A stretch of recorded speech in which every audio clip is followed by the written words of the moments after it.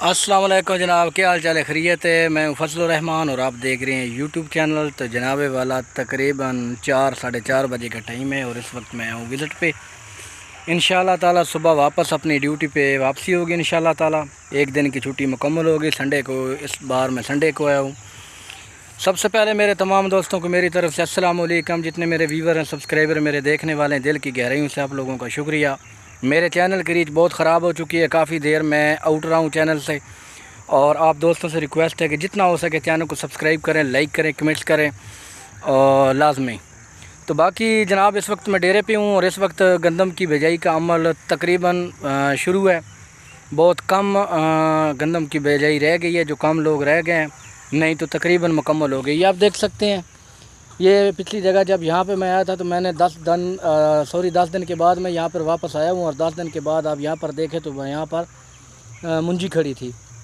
तो अभी आप यहाँ पर देख लें, ये नाली हुई पड़ी है और ये गंदम नाली पे काश्त हुई है और ये रूटावेटर की है, ठीक है, हल चलाए हुए हैं। तो मैंने एक वीडियो पीछे लगाई थी यहाँ पे, जब मैं आया था तो हालात आपको दिखाए थे कि जनाब मज़ा तो आता है फ्री फसल का, लेकिन ये है कि फ्री फसल तो पल गया, लेकिन अभी मेरे लिए मज़ीद मुश्किल जो है ना वो ज़्यादा खड़ी हो गई है। मुश्किल ये थी कि जिस प्लाट के इर्द गिर्द मैं घूम रहा हूँ, ये नज़र आ रहा है आपको, इसमें धान का फसल था, मुंजी थी मेरी, और इसमें पानी नहीं खुश्क हो रहा था। तो अभी ये इसमें अभी भी आप देखें तो टोए टोए पानी खड़ा हुआ है। हालांकि इसमें पानी मैंने निकाला है और इसमें जो कटाई की थी मैंने, जिस दिन काश्त की थी, काश्त से लेकर कटाई तक मैंने इसको एक पानी भी नहीं लगाया। लेकिन अब मैंने जनाब वाला इससे पानी निकाला है, पंप के ज़रिए पानी को बाहर निकाला है। लेकिन ये मेरे ख्याल में अभी वत्तर इतनी जल्दी ये वत्तर नहीं है, इस पर काफ़ी टाइम लगेगा वत्तर आने पे। तो इसी का सर्वे में करने के लिए आया था। ये देखें, ये दोनों के लेवल में और उसमें कितना फ़र्क है, ये देखें, ये इसका लेवल देखें और इसका लेवल देखें। लेकिन यह है कि फ़सल तो मैंने वो फ्री पाल लिया और आपको पता है इस बार को धान का अच्छा रिज़ल्ट नहीं था, औसत अच्छी नहीं थी।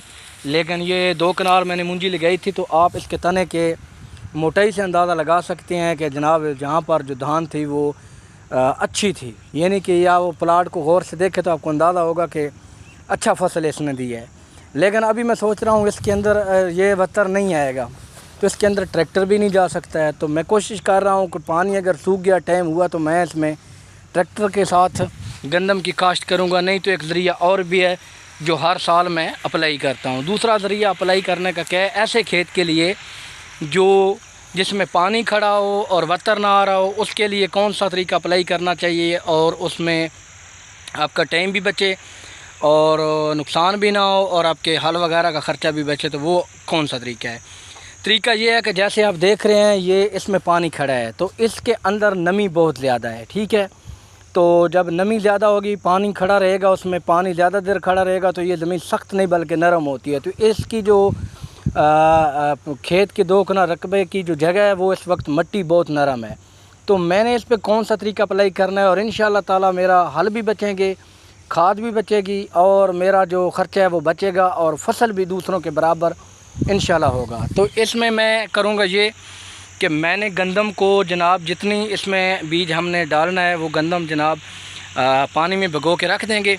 वो भिगो के रख देंगे उसको 1 रात के लिए। सुबह इसमें आकर सिर्फ हमने इसमें बीज छटा दे देना है, ठीक है, इसके अंदर छटा दे देना है। तो इसके नीचे पहले भी नमी है, मिट्टी जो है वो नरम है, इसलिए दूसरी गंदम के बराबर यहाँ पर गंदम ज़रूर उगेगी। तो ये तरीका है। जितने भी दोस्त मेरे वीडियो देख रहे हैं जिनको ये मसला है कि खेत ख़राब हो जाता है, फसल पड़ा रहता है, जब तक वो वत्तर नहीं आता तब तक वो गंदम काश्त नहीं कर सकते, तो ये जो है तरीका लाजमी अपनाएं। आप जो पानी है ना, गिले पानी में ही आप बीज काश्त कर दें, इंशाल्लाह ताला अल्लाह के करम से बीज दुगनी ग्रोथ पकड़ेगा और दूसरे खेत की बनिस्बत बराबर उसकी ग्रोथ होगी। तो बाकी इर्द गिर्द सारी ये मुकम्मल हो चुकी है। ये आप देख सकते हैं, ये नाली हुई पड़ी है। और जो सबसे अहम बात कि मैं यहाँ पे विज़िट पे आया था, तो यहाँ पे अभी मेरा घास सिर्फ खड़ा है। वैसे तो आपको पता है कि आजकल घास की कमी है, लेकिन आप देखें तो मेरे सामने वो ज्वार खड़ी हुई है। अभी तक ज्वार का बीज अभी तक खड़ा हुआ है, वो सामने देखें आप। तो आजकल जो जिन ज़मींदारों के पास अगर घास खड़ा है तो उनके लिए भाई वो घास होने से कम नहीं है, क्योंकि आजकल जो घास की कीमत है, घास जनाब वाला पैसे से भी नहीं मिल रहा, क्योंकि बरसीन जो है अभी अभी लोगों ने काश्त की है और काफ़ी टाइम लगेगा, महीना डेढ़ उसको लग जाता है थोड़ा बड़ा होने में। तो उसका फिर ये होता है कि इतनी जल्दी वो फिर माल डंगर के लिए इतने चारे का इंतज़ाम बहुत मुश्किल हो जाता है। लेकिन ये है कि आप थोड़ा सा लेट काश्त किया करें घास, खास तौर जो ज्वार होती है थोड़ी सख्त होती है, सब्ज़ होती है इन दिनों में, फिर आप खुश्क चारे के तौर पे इस्तेमाल कर सकते हैं। तो मेरा भी अल्हम्दुलिल्लाह तकरीबन 15-20 दिन महीने का जो है ना ये घास खड़ा है। तो उम्मीद है इतने हद तक जो बरसीन है वो मुकम्मल काश्त हो जाएगी और उसका मुझे ये फ़ायदा होगा कि जो मुझे घास की शार्टिंग थी वो इंशाअल्लाह ताला ख़त्म हो जाएगी। बाकी दुआओं में याद रखिएगा। आप कहाँ कहाँ से वीडियो देखते हो, जो मेरे दोस्त देहात से तल्लुक़ रखते हैं, देहाती ज़िंदगी से जुड़े हैं, तो उनके लिए मेरी दुआएं। आप लाजमी सपोर्ट किया करें चैनल को। यार चैनल की रीच ख़राब हो गई, काफ़ी देर आउट रहा हूँ और कुछ टाइम नहीं दे पा रहा मैं चैनल को, इसलिए ग्रोथ काफ़ी कम हो रही है। तो मेहरबानी किया करें, चैनल को लाजमी सब्सक्राइब करें, लास्ट में वीडियो मुकम्मल वॉच करें और प्यारा से कमेंट्स करें कि आप कहाँ कहाँ से वीडियो देखते हैं। इंशाल्लाह मिलेंगे नेक्स्ट वीडियो में, नेक्स्ट व्लॉग में। तब तक के लिए दें इजाज़त। अल्लाह हाफ़िज़।